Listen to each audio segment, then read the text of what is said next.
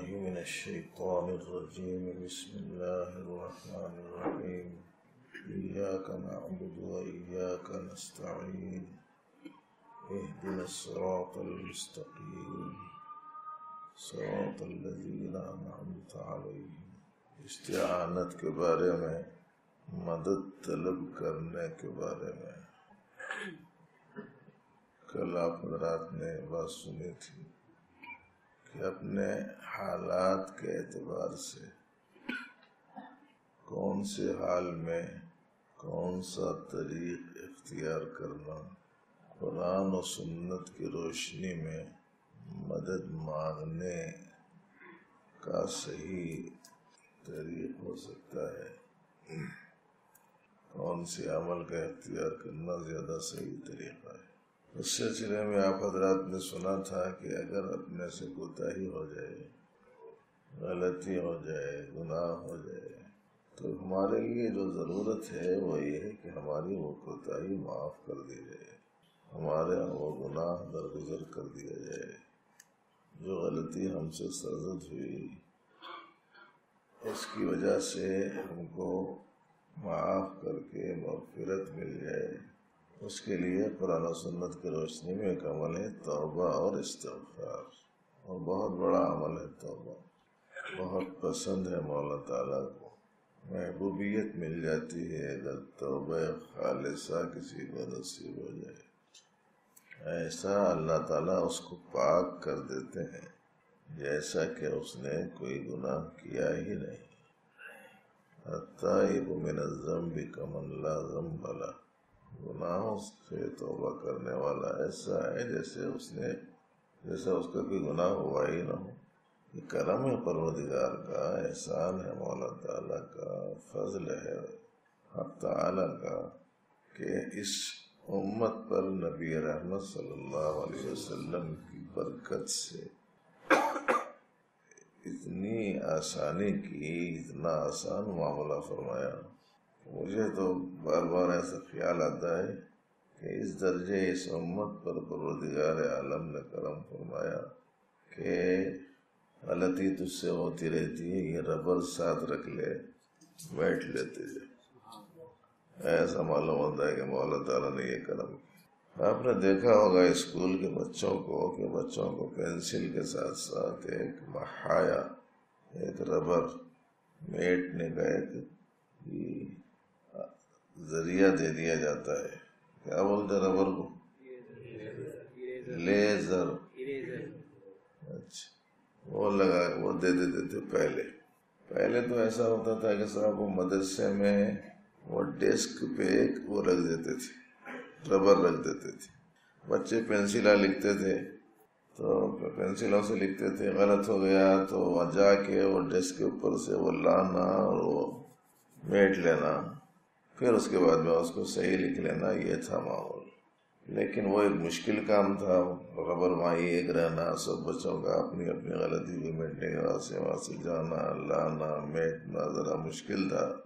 تو ایسا کرے کہ صاحب وہ ربر کے ساتھ میں ایک پینسل کے ساتھ ایک مستقل ربر ہر بچے کے ساتھ چھوٹا ٹکڑا کر دیا، اس کو چاکلیٹ کے جیسا بنا کے، وہ پینسل اور وہ ربر ہر بچے کو، مگر وہ پینسل الگ ربر الگ۔ اس کے نتیجے میں بچے پہلے ہی کسی چیز کو محفوظ رکھنا مشکل ہے، اس وجہ سے کبھی ربر رہ گیا تو پینسل غائب ہو جاتا ہے، کبھی پینسل رہ گیا تو ربر غائب ہو جاتا ہے، ایسا چلتا تھا۔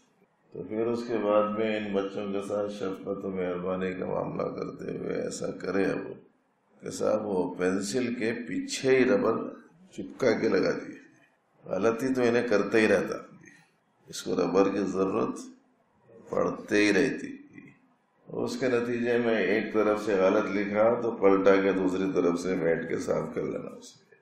جیسا یہ بچوں کے ساتھ شفقت والا معاملہ کیا گیا، ایسا معلوم ہوتا ہے کہ پروردگار عالم نے اپنے حبیب کی امت کے ساتھ میں بھی یہی معاملہ کیا، ایک توبہ کا ایک عمل دے دیا، استغفار کی کا ایک طریقہ دے دیا کہ اگر غلطی ہو جائے تو ایسا کر لو، 2 رکعت نماز پڑھو، اپنی غلطی پر ندامت کا اظہار کرو، آئندہ نہیں کرنے کا ارادہ کرو اور اللہ سے معافی مانگو۔ نبی رحمت صلی اللہ علیہ وسلم کے ارشاد کی روشنی میں یہ عمل اس قدر عظیم الشان عمل ہے کہ اگر کسی کے گناہ سمندر کے جھاگ کے برابر بھی ہوں تو اللہ معاف کرتے، درختوں کے پتوں کے بقدر ہوں تب بھی اللہ معاف کرتے ہیں، بس توبہ خالصہ ہونا چاہیے۔ اس سلسلے میں ہمارا جو موضوع ہے وہ ایک الگ ہے، لیکن ایک صورتحال ہمارے احباب کی جو پیش آتی ہے عجیب عجیب قسم کی، ایک کا حال ایک نہیں ہے، ہر ایک کا حال الگ ہے، اور اس کے نتیجے میں بسا اوقات جو ایک سلسلہ وار بات سنانا چاہیے اس کے بجائے ان کے حالات کا درجے تقاضا رہتا ہے کہ اس سلسلے میں بھی کچھ باتیں سنائی جائیں۔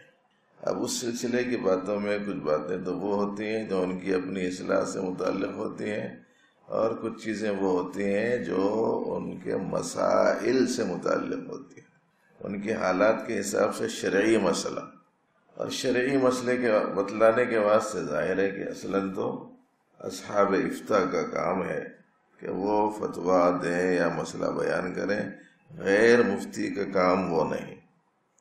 لیکن بسا اوقات ایسا ہوتا ہے کہ ضرورت پڑنے پر مفتیوں سے پوچھ کر کوئی مسئلہ بتلانا پڑتا ہے، بتلا دیا جاتا ہے، اور نہ تو مسئلے مسائل ہمارے اکابر کے پاس میں جب کبھی بھی کوئی پوچھنے جاتا تھا، خاص طور سے بھی حال میں ہمارے بزرگ گزرے ہیں حضرت مولانا قاری امیر حسن صاحب رحمۃ اللہ علیہ، ان سے کوئی مسئلہ پوچھتا تھا فرماتے تھے بھائی جا کے مول صاحبوں سے پوچھ، مفتی صاحب سے پوچھ۔ صحیح طریقہ تو یہی ہے۔ جیسے آج کل کا حال عجیب و غریب قسم کا ہو گیا ہے، دنیا کے معاملے میں تو زبان کھولنے میں احتیاط کرتے ہیں، اور دین کے معاملے میں ہر آدمی مفتی ہے، جو جی میں آیا وہ بول دیتا، کوئی بات پوچھ رہے ہیں دوسرے صاحب سے، تیسرے صاحب جو بیٹھے ہوئے ہیں نا، ایسا ہے مسئلہ نہیں معلوم آپ کو، مسئلے کے بارے میں ذرا احتیاط کیجئے، اس سلسلے میں اپنی طرف سے بیان کرنے میں آدمی کو احتیاط کرنی چاہیے، لیکن ضرورت کے حساب سے مفتیوں سے پوچھ کر کوئی بات بتائی جاتی ہے تو ہمارے ساتھیوں کے حالات الگ الگ ہیں۔ دیکھیے، ایک ہے سنت اعتکاف اور ایک ہے نفل اعتکاف، دونوں میں بہت بڑا فرق۔ نفل اعتکاف تو سال تمام میں کبھی بھی کیا جا سکتا ہے، دن میں بھی کیا جا سکتا ہے، رات میں بھی کیا جا سکتا ہے، لمبے وقت کے لیے بھی کیا جا سکتا ہے، چند گھنٹوں کے لیے بھی کیا جا سکتا ہے، تھوڑی دیر کے لیے بھی کیا جا سکتا ہے۔ لیکن ایک ہے سنت اعتکاف، نبی رحمت صلی اللہ علیہ وسلم کی سنت مؤکدہ علی الکفایہ، جس کو نبی رحمت صلی اللہ علیہ وسلم نے پابندی کے ساتھ میں رکھا۔ آپ اعتکاف میں مستقل بیٹھے، ظاہر ہے کہ پیارے نبی علیہ السلام کی جو پابندی کے ساتھ کی جانے والی عشرے اخیرہ کی سنت ہے اعتکاف میں، نفل سے تو کسی صورت میں اس کی تکمیل نہیں ہو سکتی نا، وہ تو بہت بڑی چیز ہے۔ خوش نصیب ہیں وہ لوگ جن لوگوں کو عشرے اخیرہ کے اعتکاف کی توفیق ملی ہو۔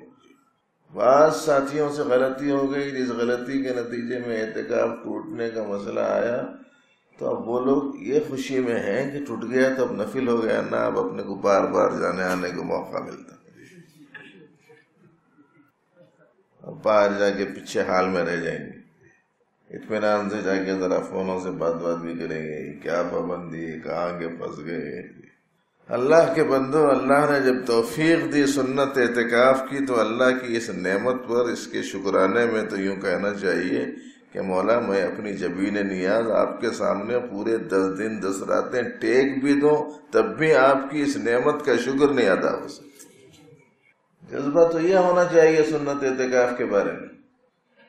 یہ بہت ناموزوں صورتحال ہے کہ آدمی کے اندرون میں یہ جذبہ پیدا ہو رہا ہے کہ صاحب مسئلہ کے حساب سے جب ٹوٹ گیا ہے تو ویسی صورت میں اچھا ہے کہ جناب ذرا آزادی مل جائے گی، جس کا مطلب یہ ہوا کہ یہ اللہ کی جو محبت ہے، اللہ سے جو تعلق ہے، اور جس مقصد کے لیے یہاں آمد ہوئی ہے، معلوم ایسا ہوتا ہے کہ ابھی اس میں شعور نہیں بیدار ہوا ہے۔ شعور کی بیداری کے نہیں ہونے کی وجہ سے یہ کیفیت ہے، اور پتہ نہیں کتنے ہیں جو اللہ کی محبت میں آ کے اللہ کے در پہ پڑے ہیں. بہت سے تو ایسے ہے کہ کام بن رہا ہی نہیں, کیا کرنا بولے تو 10 دن اعتکافی کر کے دیکھ لیں گے. ارے بھائیوں, یہ چیزوں کے طلبگار کب تک بنے رہیں گے؟ دنیا کو کب تک چاہیں گے؟ دین کا عمل بھی دنیا ہی کے لیے کریں گے. لوگوں نے بڑے بڑے کارنامے انجام دیے اللہ کو راضی کرنے کے واسطے, ایسے کہ آپ کو ان کا کارنامہ سن کر حیرت ہوگی, لیکن لوجہ اللہ کی ایسی ان کے اندرون میں خصوصیت تھی کہ بڑا کارنامہ انجام دے دیا, کسی کو پتہ بھی نہیں چلا کہ یہ کارنامہ کس نے انجام دیا. 40 گھرانوں کی روزانہ کی کھانے کی ضرورت کی تکمیل کا انتظام ایک صاحب کرتے. 40 گھرانوں کی, غریب گھرانوں کی, لیکن ان کے جیتے جی کسی کو پتہ ہی نہیں چلا کہ یہ 40 گھرانوں کے ماہانہ غلے کا انتظام کون کرتے ہیں. کتاب میں نے پڑھا, مسلمانوں کی کفار کے خلاف میں جنگ جاری تھی, قلعے میں محصور ہو گئے دشمنان اسلام, اور مسلمانوں نے قلعے کے اطراف میں پڑاؤ ڈالا اور کوشش کر رہے ہیں کہ کسی طریقے سے قلعہ فتح ہو. دشمن اندر ہیں اور دروازے بند ہیں, اور آپ کو معلوم ہے کہ قلعوں کے دروازے معمولی نہیں ہوتے تھے کہ آسانی کے ساتھ بھی انہیں کھولا جا سکے. ذرا یہاں جا کے گول گنڈے کا دروازہ دیکھو, سمجھ میں آتا. سوچتے ہیں کہ کیا کرنا چاہیے, کوشش میں ہے کہ کسی طریقے سے فتح ہو جائے, لیکن کوئی شکل سمجھ میں نہیں آ رہی. دروازہ کھلے تو اسلامی فوج داخل ہو, فتح حاصل کرے, اور دشمن کھولنے کو تیار نہیں ہے, وہاں تک رسائی نہیں ہو سک رہی. موجودہ زمانے کی طرح اڑ کے جانے کی سہولت نہیں. اللہ کے ایک بندے نے, ایک اسلامی سپاہی نے ایک تدبیر کی.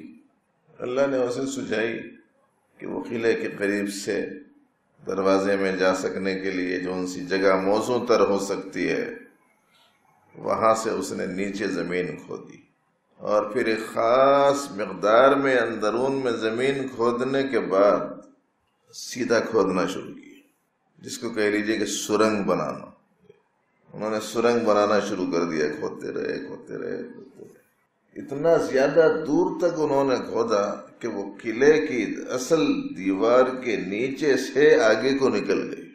اور جب ان کا اندازہ ایسا ہو گیا کہ اب میں کافی آگے تک آ چکا ہوں مین دروازے سے, اندرون میں نیچے سے, تو پھر انہوں نے اوپر کھودنا شروع کی, اور کھودتے کھودتے سیدھا گویا قلعے کے اندر داخل ہو گئے. اوپر کھولا انہوں نے اور باہر نکلے, قلعے کے اندر داخل ہو گئے. اپنے ہاتھ سے انہوں نے قلعے کا دروازہ کھول دیا اندر سے.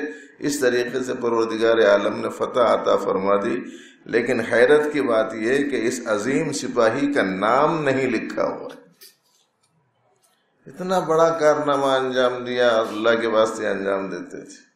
ہم لوگ چھوٹے سے چھوٹا عمل بھی کر رہے ہیں تو اس کے پیچھے منشا یہی ہے کہ میرا کوئی دنیا کا کام بن جائے.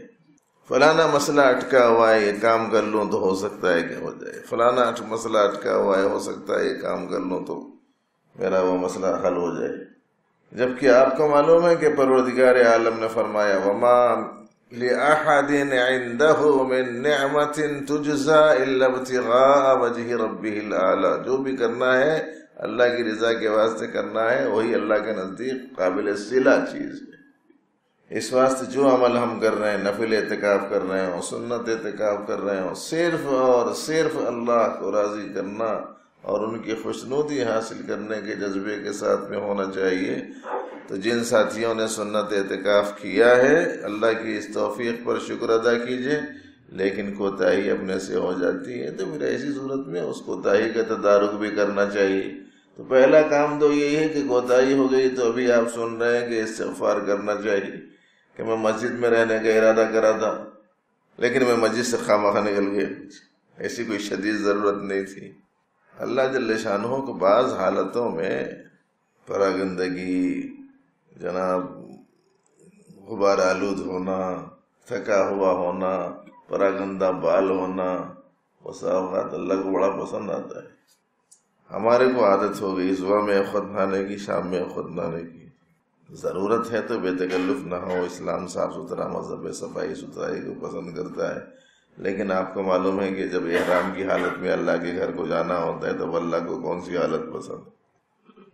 بال نہیں کاٹنا، ناخن بڑھ گئے تو ناخن نہیں کاٹنا، نہا رہے ہیں تو صابن نہیں لگانا، میل کچیل دور کرنے کے لیے تکلف نہیں کرنا، شدید ضرورت پڑ جائے تو خالی ذرا سا پانی ڈال لینا، بالوں وغیرہ کو ایسا نہیں دھونا کہ بال وغیرہ ٹوٹ جائیں. فراگندگی پسند ہے. کہے کے واسطے اللہ کی محبت میں، اللہ کے حکم کو پورا کرنے کی وجہ سے اس کو یہ حال ہو، اللہ کو یہ ادا بڑی پسند آتی. ایسے ہی اگر کوئی اللہ کو راضی کرنے کے مقصد سے سنت نبوی کی تکمیل میں مسجد میں آ کے پڑ گیا 8-10 دن تک، اب صفائی ستھرائی کا غسل نہیں کر رہا، ظاہر ہے کہ وہ روزانہ نہانے کی کیفیت اور یہ کیفیت میں تو فرق پیدا ہو جاتا نا. مگر اللہ کو یہی حال پسند ہے، وہ پاکیزگی سے. ان کے لیے تھوڑی مشقت برداشت کرنے کا مسئلہ ہے. اب معلوم نہیں تھا نکل گئے تو کیا مسئلہ ہے؟ تو مسئلے کے حساب سے ذرا کافی لوگ پریشان ہیں. مگر پریشان ہونے کے سلسلے میں چاہ کیا رہے ہیں وہ ایک الگ چیز ہے. بنیادی جو مسئلہ ہے وہ یہ ہے، دکھتی جو رگ ہے نا وہ یہ ہے، کیا چاہ رہے ہیں اس کے ذریعے سے. اگر ہم یہ چاہ رہے ہیں کہ صاحب مس ٹوٹ گیا، قصہ ختم ہو گیا، وہ اعتکاف مسنون باقی نہیں رہا، نفل اعتکاف ہو گیا، اگر ایسا ہے تو بس اب ہمارے کو پیچھے جگہ مل سکتی، کیا کچھ نہیں. بھائی یہ تو بڑی ناقدری کی بات ہے. دیکھیے مسئلے کے اعتبار سے اعتکاف ٹوٹا تو مسئلہ جو ہے وہ تو یہ ہے کہ اگر مسئلہ اگر اعتکاف دن میں ٹوٹا ہے تو صبح سے لے کے شام تک ایک دن کے اعتکاف کی قضا روزے کے ساتھ کرنا ہے. اور اگر رات میں ٹوٹا ہے تو دن اور رات 24 گھنٹے کی قضا روزے کے ساتھ میں آپ کو کرنی ہے.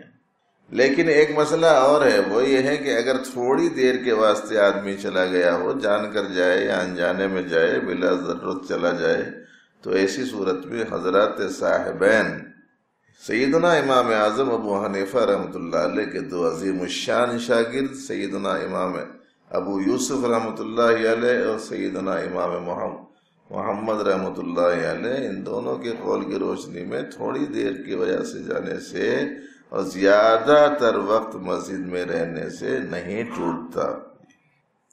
اس کی بنا پر جن لوگوں نے ایسا کیا ہے ذرا اس کا خیال رکھیں کہ شاید یہ توسیعی جو مسئلہ ہے نا، وہ توسیعی مسئلے کا مشورہ دیا ہے ایک بڑے مفتی صاحب نے کہ صاحب اس وقت میں تو فی الوقت یہ بدلا دیا جائے، استغفار کر لیجئے اور آئندہ احتیاط کیجئے. مسئلہ تو یہی ہے کہ بلا ضرورت باہر جانے سے اعتکاف ٹوٹ جاتا ہے. ہم لوگ اس اعتکاف کو بھی ایک موجودہ زمانے کا پتہ نہیں کیسا عمل سمجھ رہے ہیں. جو مسجد میں دیکھو بھرمار ہے نوجوان بچوں کی. بھرمار جانتے جدہ والے، وہاں 50 ہیں، وہاں 60 ہیں، وہاں 100 ہیں، وہاں 150 ہیں. بہت خوشی ہوتی ہے یہ تعداد مساجد میں دیکھ کر، لیکن یہ صورتحال دیکھ کر بڑا دکھ ہوتا ہے کہ مسجدوں کے بیچ دروازوں میں بیٹھے ہوئے موبائل فون لے کر باہر نظریں گاڑے ہوئے ہوتے ہیں کہ باہر کیا ہو رہا ہے. اس کا مطلب یہ ہوا کہ اللہ کے گھر میں بیٹھا، دل اللہ کے ساتھ میں، اللہ کے گھر میں، اللہ کی طرف نہیں ہے، اس کو یہی دل پورا دنیا ہی کی طرف لگا ہوا. کوئی غیر ضروری بات چیت میں ہے، کوئی تماشا بینی میں ہے، کوئی فونوں میں لگا ہوا ہے، کوئی پتہ نہیں وہ کیا کرتے رہتے ہیں. وہ آج کل وہ ٹچ اسکرین کیا ہے کچھ مت پوچھو، سارا معاملہ کپا ہو کے رہ گیا اس کی وجہ سے. انگلیاں ہیں کہ کھیلتے رہتے ہیں، ادھر سے ادھر، ادھر سے ادھر، ادھر سے ادھر، ادھر سے ادھر. ارے اللہ کے بندو یہ دل چیزوں میں مت لگاؤ، اللہ سے اپنے لو لگاؤ. ہر دم ذکر و فکر میں تیری مست رہوں، سرشار رہوں. یہ مزاج بن جائے. ہوش رہے مجھ کو نہ کسی کا، تجھ سے مگر ہوشیار رہوں. اللہ سے تعلق رہے. یوں کہو مولا تعالیٰ سے، مولا کوئی تجھ سے کوئی کچھ مانگتا ہے. مولا کوئی تجھ سے کوئی کچھ مانگتا ہے. الہی میں تجھ سے طلبگار تیرا. مولا مجھے تو آپ چاہیے، یہ چیزیں لے کے کیا کروں گا، دنیا لے کے کیا کروں گا، دنیا کی چیزیں لے کے کیا کروں گا۔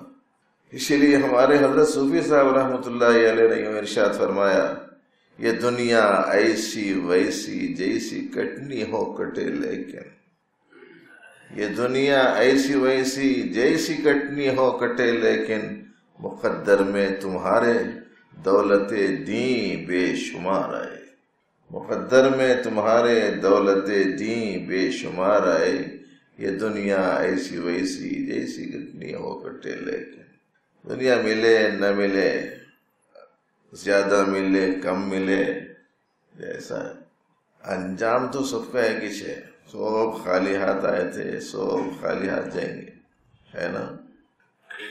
وہ کسی بادشاہ کے بارے میں سنے تھے کہ انہیں بہت شوق تھا اس کو زمینہ قبضہ کرنے کا، ملکہ فتح کرنے کا، آخر کار جب اس دنیا سے جانے کا وقت آیا تو اس کو سمجھ میں آ گیا، پوری زندگی چیزیں حاصل کرنے میں لگا، لیکن اب ہر چیز سے خالی عاری ہو کے جا رہا ہوں، تو جاتے جاتے ایک اچھی بات تو بھی کم از کم بتا کے جانا، لوگوں کو بول دیں، مرنے سے پہلے وصیت کرا دیتا، کیا میرے کو نہلانے دھلانے کے بعد میں کفنانے کے بعد میں میرے 2 ہاتھ کفن سے باہر کر دینا ہوں، ڈولے میں میرے کو ڈالے صحبت میں 2 ہاتھ باہر کر دے کے لے کے جانا، پبلک پوری جب ڈولے کو دیکھیں گی تو میرے یہ 2 ہاتھ پبلک کو دکھتے رہنا، یہ وصیت کرا کرتا۔ مجھے بادشاہ سلامت ایسی وصیت کہے کو کر رہی ہے، بولے تو جاتے جاتے کم از کم یہ پیغام لوگوں کو دے کے جانا چاہتا ہوں کہ دیکھو، ایک وقت کا غیر معمولی دنیا کی فتوحات کا خواہش مند بادشاہ بھی جب جاتا ہے تو ایسی حالت میں جاتا ہے کہ اس کے 2 ہاتھ خالی ہوتے ہیں۔ چیزوں کے پیچھے نہ پڑو بھائیو، اللہ کے طلبگار بنو، اللہ کی محبت، دعائیں آتی ہیں، مناجات مقبول روزانہ آپ کو پڑھنے کو کہا گیا ہے، اللہم اجعل حبک احب الی من نفسی واہلی ومن الماء البارد، اے اللہ آپ کی محبت میرے نزدیک اس درجے زیادہ مجھے عطا فرما دیجئے کہ وہ محبت مجھے اپنی جان سے زیادہ ہو، میرے گھر والوں میں سے جتنی مجھے محبت ہے اس سے زیادہ آپ کو، میرے جان سے مجھے جتنی محبت ہے اس سے زیادہ آپ سے ہو، ٹھنڈے پانی سے جس قدر آدمی کی رغبت ہوتی ہے اس سے زیادہ رغبت آپ کی طرف ہو۔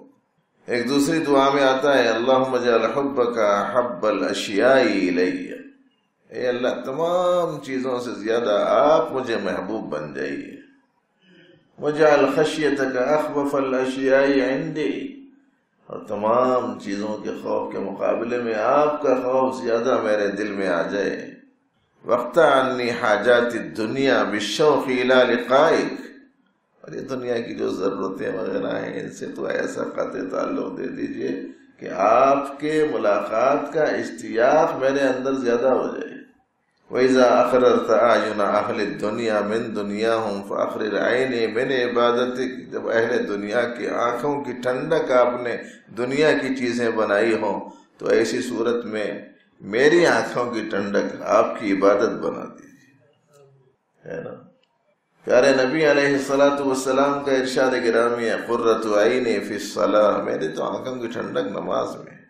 تو اس لیے بھائیو مسئلہ سمجھ میں آ گیا نا، جو غلطی ہو گئی اس پر استغفار کرو، توبہ کرو، اور جو ایسے کئی ایک ساتھی ہیں جن لوگوں نے کئی برس سے اعتکاف کیا ہے مختلف جگہوں پر اور ایسے ہی بے احتیاطی کرتے رہے ہیں، جب جی میں آیا گئے وضو کر لیتے، باتیں کرتے بیٹھ گئے، جب جی میں آیا گئے ٹھنڈا پانی بدل پہ ڈال لیے، جی جیسا جی میں آیا ویسا کرتے رہے اور پھر اعتکاف بھی چلتا رہا۔ ایسے ساتھیوں کے لیے تو ایک مشورہ اور بھی ہے کہ وہ روزانہ مغرب میں پہلے کے اعتکاف کے ہوئی کوتاہی کی قضا کی نیت کر لے، تو کم از کم باقی کے 5 اعتکافوں کی ایک دن کی قضا کی تکمیل بھی ہو جاتی۔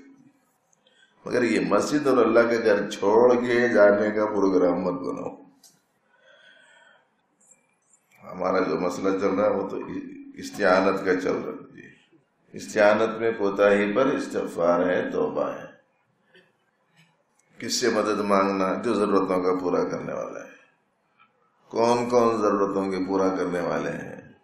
بولا کون کے بعد پھر کون ہیش نہیں، ایک ہی ہے.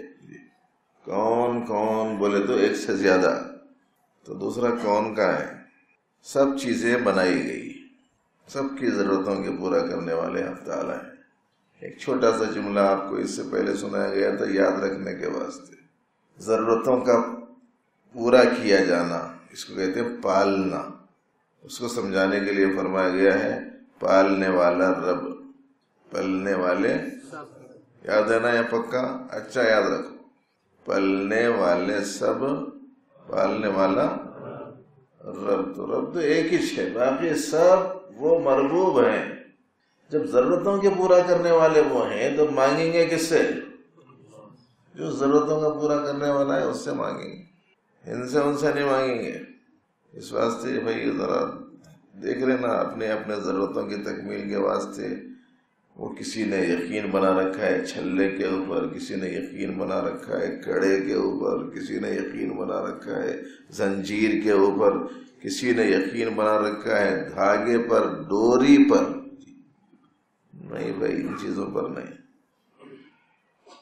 یقین تو بس اللہ کی ذات پر ہے. اس واسطے دوسری چیزوں اللہ کے واسطے نہیں رکھنا، اس اعتقاد کے ساتھ میں نہیں رکھنا چاہیے. تو استعانت میں اللہ جل شانہ سے مدد مانگنے میں گناہ ہو جائے تو توبہ، ضرورت پیش آ جائے تو دعا. یہ مضمون سنا رہے تھے کل. جو بھی ضرورت پیش آئے پروردگار سے مانگو. حضور والی دعا یاد ہے تو اس سے بہتر الفاظ نہیں ہے کوئی. اگر عربی میں دعا ہے اور نبی رحمت صلی اللہ علیہ وسلم سے ثابت ہے تو اس سے بہتر کوئی دعا نہیں. ایک نوجوان کا جذبہ بڑا عجیب، کتاب میں پڑھ کر مجھے بہت متاثر ہوا. ایک مولانا صاحب کے ہاتھ پہ ایک آدمی اسلام قبول کرا، اور اس کے بعد میں اس کو ذوق بڑھا اسلامیات کے مطالعے کا. اس نے مطالعہ کیا، دعائیں وغیرہ قرآن میں حدیث میں دیکھی.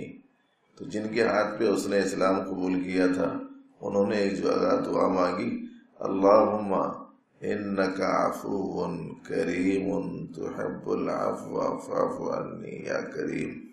یہ دعا مانگی. اس وقت تو نوجوان خاموش رہا. بعد میں اس نے اپنے اس استاذ کی خدمت میں ایک سوال کیا کہ مولانا صاحب ایک دعا آپ کی زبان سے آج سننے کو ملی، کیا دعا ویسی ہی آئی ہے حدیث میں یا اس کے الفاظ کچھ الگ ہیں؟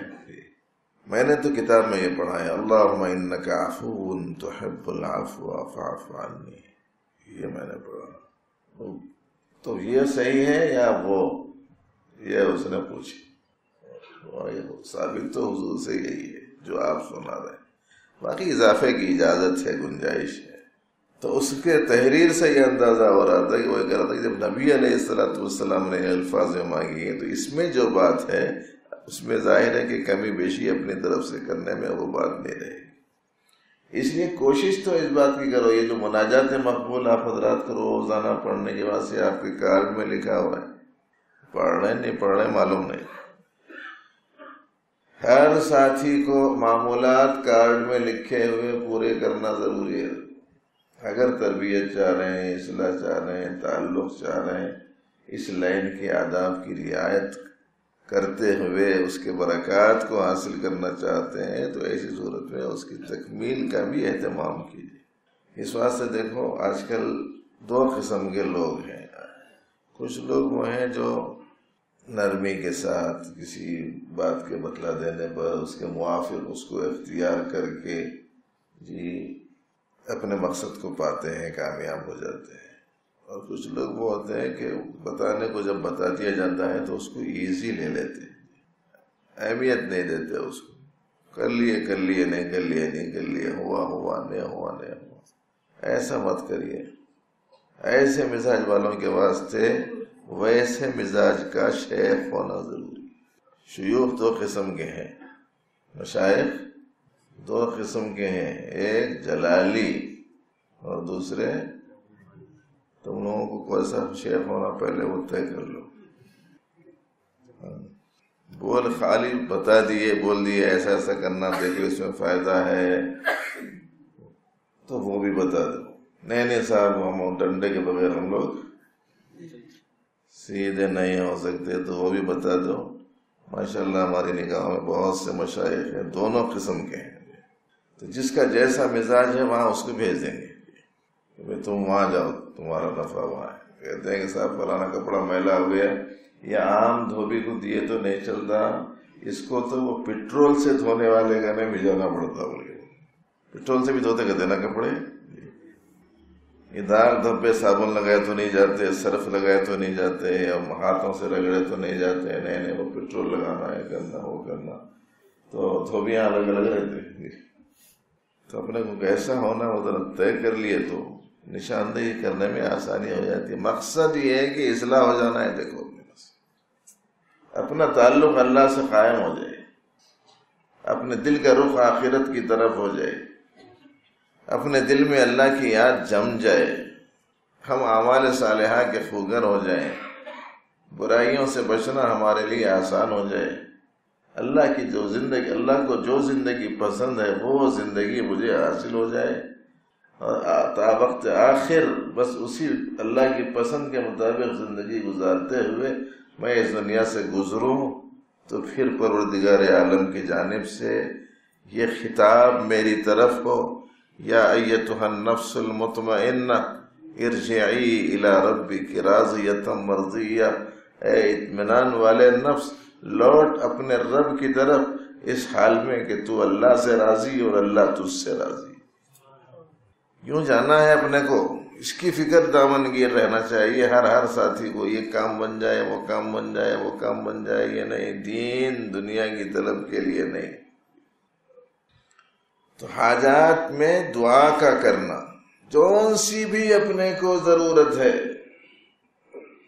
اللہ جل شانہ سے مانگنا. اب مانگنے سے متعلق بہت سی تفصیلات ہیں، دعا کے بارے میں بڑی تفصیلات ہیں. چند منٹ رہ گئے ہیں جس آپ حضرات کو چھٹی دینے کے واسطے. وہ ساری تفصیلات کے نتیجے میں اتنی دیر نہ آپ بیٹھ سکتے اور نہ میں سنا سکتا.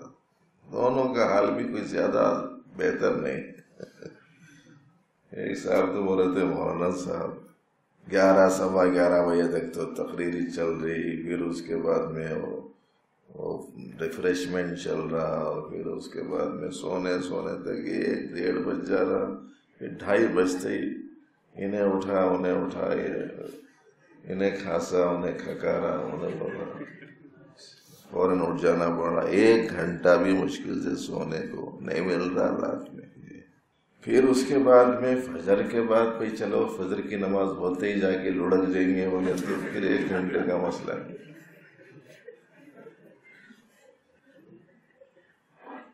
اور یہ پہلے دن آپ کو بتایا گیا کہ تھوڑا سا مجاہدہ آپ سے کرایا جا رہا. کیا عجب ہے کہ پروردگار عالم کے گھر میں تھوڑی سی ہم مشقت دین کی نسبت سے برداشت کر لیں، ان کو پسند آ جائے تو کام بن جائے گا. کوئی ایک چیز پسند آ گئی مولا کو تو انشاءاللہ کام بن جاتا. بقول ایک بزرگ کے پوری زندگی کے سجدوں میں ایک سجدہ قبول ہو گیا تو کام بن جاتا. تو کوشش تو اس کی کرتے رہنے کی ہے اپنے کو. تو اس واسطے وہی 1 گھنٹے تک جو برداشت کر رہے ہیں وہ بھی آپ حضرات ایسا معلوم ہوتا ہے کہ صاحب کرامات لوگ ہیں. اب اس سے زیادہ روکنا تو ظاہر ہے کہ ذرا زیادہ بوجھ کا سبب بن سکتا ہے. اس واسطے چند منٹ رہ گئے ہیں اشراق کا وقت شروع ہونے کے واسطے. اس واسطے اس وقت تک کے لیے ایک بات سنائی جا رہی کہ دیکھو دعا مانگنے میں اللہ کی تعریف، نبی رحمت صلی اللہ علیہ وسلم پر درود، اپنے گناہوں پر استغفار، اس کے بعد میں اپنا معروضہ پیش کرنا، ایک ادب یہ ہے. دوسرے یہ ہے کہ دعا مانگنے میں اس بات کا خاص طور سے خیال رکھا جائے کہ میرا دل مانگتے وقت میں اس مانگ میں حاضر رہے. زبان سے مانگتے رہتے، دل ادھر ادھر ہی رہتا. یہ غافل دل، یہ لاہی دل، ایسے دل کی دعا نہیں قبول ہوتی. پھر دعا مانگو تو کوئی ایسی مت مانگو جس میں اللہ کے بندوں میں سے کسی بندے کی تباہی، بربادی، نقصان، ہلاکت وغیرہ کی جذبات یا دعا پر مشتمل کلمات ہو. ایسی کسی کے خلاف میں بد دعائی کلمات دے رہا. اور اس سے کہیں زیادہ اہم ترین اور بنیادی جو چیز ہے وہ یہ ہے کہ دعا کے مانگنے میں ہم لوگوں کا جو جذبہ رہتا، اب مانگ رہا ہوں نا، ابھی ہو جانا۔ حدیث شریف میں آتا ہے کہ دعا جب تک کہ آپ بھی مانگتے ہوئے جلد بازی نہ کرے اللہ تعالیٰ قبول کرتے ہیں۔ ابھی ہونے کا مطلب بالکل بچوں کی جیسی ضد ہو گئی ہے، بچہ بولتا نہیں ابھی چھونا، ایسی دعا کو نہیں قبول کرتے اللہ تعالیٰ۔ حدیث میں آتا ہے کہ جب تک کہ جلد عجلت نہ کرے اللہ تعالیٰ بندے کی دعا قبول کرتے ہیں، عجلت کرتا ہے تو نہیں قبول کرتے۔ اس واسطے کہ عجلت کرنے کا مطلب تو یہ ہوا کہ وہ اپنی تجویز کو آخری چیز سمجھتا ہے۔ دیکھو اب ذرا ایک بہت بنیادی بات آپ کو سنا رہا ہوں۔ ہم کو ایک چیز اچھی معلوم ہو رہی، ضرورت کی معلوم ہو رہی، فائدے کی چیز دکھ رہی، مانگنے کا حکم ہے، مانگنے کی اجازت ہے، مانگی۔ لیکن اس مانگنے میں اس بات کا لحاظ رہے، کم از کم اتنا شعور تو آدمی کو رہے، مانگ تو میں رہا ہوں لیکن میرے اندر یہ جو چاہت پیدا ہوئی فلانی چیز کی، واقعتاً وہ چیز میرے حق میں مفید ہے یا نہیں ہے، یہ تو اللہ کو معلوم ہے نا۔ چھوٹا بچہ 7-8 سال کا ہے، وہ کہیں دیکھ لیا، یہ بڑا قسم کا ایک آج کل فون آ رہا ہے، دنیا بھر کے پورے اس میں پروگرام ہیں، ہر قسم کے آپشنس ہیں اس میں، قیمت اچھی خاصی ہے اس کی۔ بچہ ہے 7-8 سال کا، چھوٹے چھوٹے بچے بھی کمپیوٹر لیے وہ ایسا سیکھ لے رہے، کچھ مت پوچھو آج کل۔ اب ان بولا وہ دلاؤ میرے، 15,000 کا 20,000 کا فون ہے، 5 سال 6 سال کا بچہ ہے، وہ دلاؤ بول رہا، تو باپ نہیں دلا رہا اس کو، بچہ بولا نہیں دلانا اور ابھی دلانا اور وہی دلانا۔ تو یہ کیا ہے؟ یہ بچے کی طرف سے تجویز ہے اور اس کے ذہن میں آئی ہوئی چیز کو وہ اپنے حق میں قطعی فائدے کی سمجھ رہا ہے، مگر باپ کو معلوم ہے کہ اس کے لیے یہ چیز ٹھیک ہے یا نہیں۔ اس واسطے وہ کہتا ہے کہ ٹھیک ہے بیٹے تم تعلیم پاؤ، بہت سارے اس میں تعلیمی اعتبار سے بھی افادیت کے پہلو موجود ہوتے ہیں، جب تم اس لائن کی تعلیم پوری پالو گے تو پھر ایسی صورت میں اس کا استعمال کا جب وقت آئے گا تو صحیح ڈھنگ سے استعمال کرنے کی جب استعداد تمہارے اندر آ جائے تو پھر دلایا جا سکتا ہے۔ لیکن وہ کہتا ہے کہ نہیں ابھی چھوڑنا، نہیں ابھی چھوڑنا، اس نقصان کی چیز ہے، اتنی بڑی چیز دیکھ کے تو باہر جاتے ہی لے لے کے انہیں تھوڑی دیر میں غائب ہو جاتا اور صاحبزادے روتے ہوئے گھر کو آ جاتے، کیا ہوا کہ واسطے رو رہے ہیں؟ تو کون کی ایک بڑا بچہ آیا تھا، میرے ہاتھ میں سے کھینچ لے کے بھجا دیا میرے کو۔ یہ ڈبل نقصان ہو گیا کہ نہیں ہو گیا؟ اس وقت میں پورا کرنا مصلحت نہیں ہے، وہ مصلحت باپ سمجھتا ہے، بیٹا نہیں سمجھتا۔ جو چیز ہم مانگ رہے ہیں اپنی ضرورت کی ہم سمجھیں، فائدے کی سمجھیں، تو مانگنے کا تو اپنے کو حق حاصل ہے بشرطے کہ جائز چیز ہو، لیکن یہ تجویز کہ ابھی چاہیے یہ غلط ہے۔ ان کی حکمت ہے، ان کی مصلحت ہے، جب وہ مناسب سمجھیں دیں۔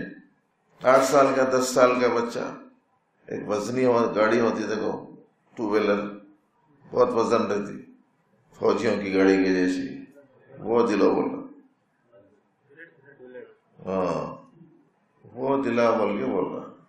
10 سال سے شروع کرا بچہ، وہ گاڑی ہونا، اس کی خاص آواز، یہ اس کے بھاگنے کا ایک خاص انداز، ایسا معلوم ہوتا ہے جیسے کوئی شاندار قسم کا نہایت ہی اعلیٰ نسل کا کوئی گھوڑا ہو جو ٹک ٹک ٹک ٹک جاتا ہو، ویسی گاڑی رہنا میرے کو دیکھے تو معلوم ہونا کہ ہاں یہ گاڑی اسے بولتے ہیں۔ وہ دلاؤ بول رہا ہوں، ہے کتنا؟ 10 سال کا، بولتا گاڑی دلاؤ گاڑی دلاؤ گاڑی دلاؤ، بابا نہیں دلاتے نہیں دلاتے نہیں دلاتے۔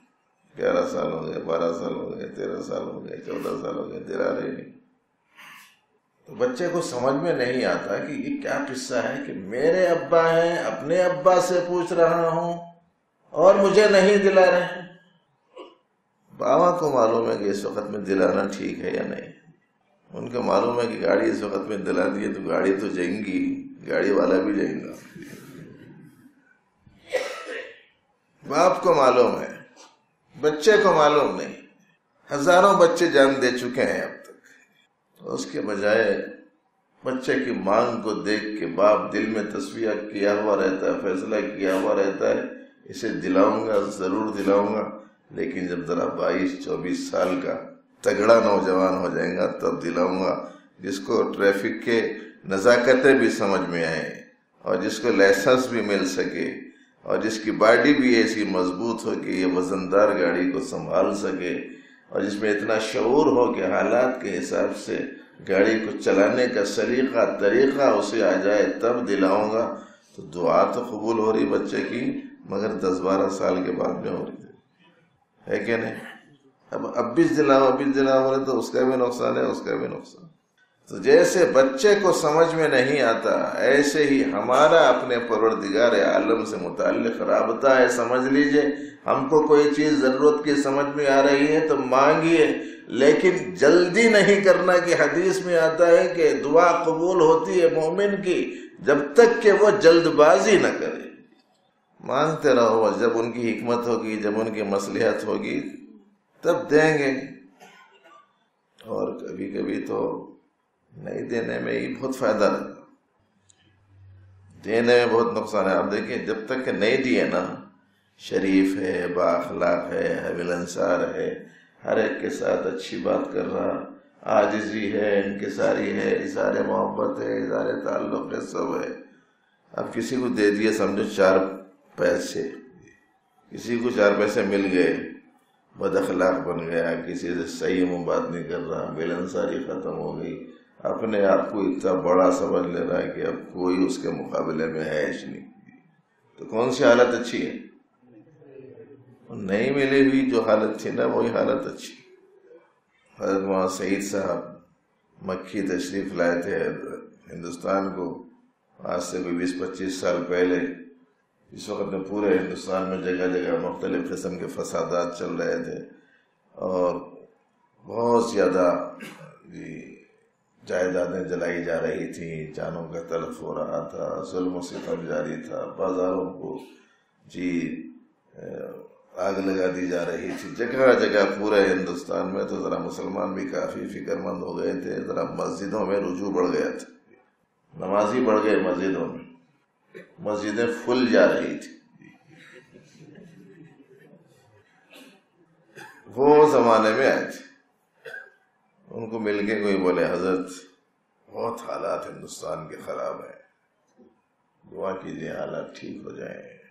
تو انہوں نے کہا کہ بھائی مجھے یہ بتاؤ کہ وہ حالات خراب ہونے سے پہلے مسجدوں کا کیا حال تھا اور اب کیا حال ہے؟ کہہ رہے کہ پہلے تو 2, 4, 8, 10 بڑی مشکل سے مسجد میں رہتے تھے، اب تو ماشاءاللہ کھل جا رہی، مسجدیں آباد ہیں۔ حضرت نے حقیقت کی طرف توجہ دلانے کے لیے ارشاد فرمایا، میاں وہ حالات سے تو یہی حالات اچھے ہیں جن حالات میں آدمی کے دل کا رخ اللہ کی طرف ہو، جن حالات میں آدمی کا تعلق اللہ سے قائم ہو، وہی حال زیادہ اچھا ہے۔ تو کتنے ہی لوگ ہیں، اسی واسطے دعا آتی ہے مناجات مقبول میں، یہ دعا بھی آپ کو ملے گی، اللہم انی اعوذ بک من مالی یکون علی وبالا، اے اللہ میں ایسے مال سے تیری پناہ مانگتا ہوں جو میرے واسطے وبال بن جائے۔ اللہم انی اعوذ بک من کل غنی یطغینی، یہ سب دعائیں ہیں جو اس کتاب میں لکھی ہوئی۔ کوئی بھی مشورہ جب دیا جاتا ہے تو اس کو اپنانے کی پوری کوشش کرنا، ایزی مت لینا کسی چیز کو، بیماری ہو گئی آج کل۔ اللہم انی اعوذ بک من کل غنی یطغینی، اے اللہ میں ایسی مالداری سے تیری پناہ مانگتا ہوں جو مجھے سرکش بنا دے۔ تو یہ دعا کے کچھ آداب ہیں، اسے آپ ذہن میں رکھیں۔ باقی سبقہ تو بہت دینے کے باقی ہیں، ٹائم کافی نہیں ہو رہا ہے اور گاڑی آگے بڑھ نہیں رہی۔ اللہ جل شانہ سے ہی علم و عمل کی ہم سب کو توفیق عطا فرمائے۔ اللهم ربنا لك الحمد كله ولك الشكر كله، ربنا آتنا في الدنيا حسنة وفي الآخرة حسنة وقنا عذاب النار، اللهم أعنا بالعلم وزينا بالحلم وأكرمنا بالتقوى وجملنا بالعافية، اللهم إنا نسألك الهدى والتقى والعفاف والغنى، اللهم اجعل حبك أحب الأشياء إلي، واجعل خشيتك أخوف الأشياء عندي، واقطع عني حاجات الدنيا بالشوق إلى لقائك. وإذا أقررت أعين أهل الدنيا من دنياهم فأقرر عيني من عبادتك. اللهم طهر قلبي من النفاق، وعملي من الرياء، ولساني من الكذب، وعيني من الخيانة، فإنك تعلم خائنة الأعين وما تخفي الصدور. ربنا تقبل منا إنك أنت السميع العليم، وتب علينا إنك أنت التواب الرحيم. وصل وسلم وبارك على سيد المرسلين. الحمد لله رب العالمين.